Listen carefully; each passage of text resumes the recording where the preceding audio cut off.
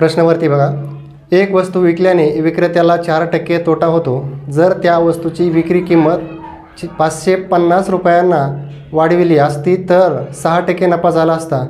यावरून त्या वस्तूची मूळ किंमत किती? त्याला किती तोटा झाला आहे? 4%. आणि त्यानं जर 550 मूळ किंमती वाढवला असती तर किती झाला असता तर नफा? तर 6%. हा तोटा. तोट्यात आणि नफ्यातला फरक किती?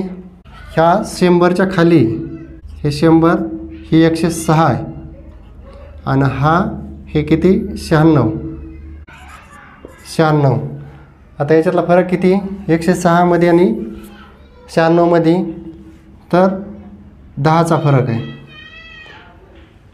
आता 10च्या फरकाला 550 आहे.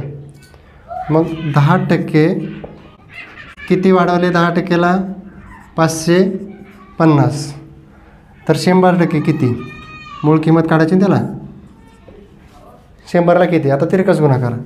100 गुणिले 550 भागिले हे 10. 0 कटले. एकूण 5500.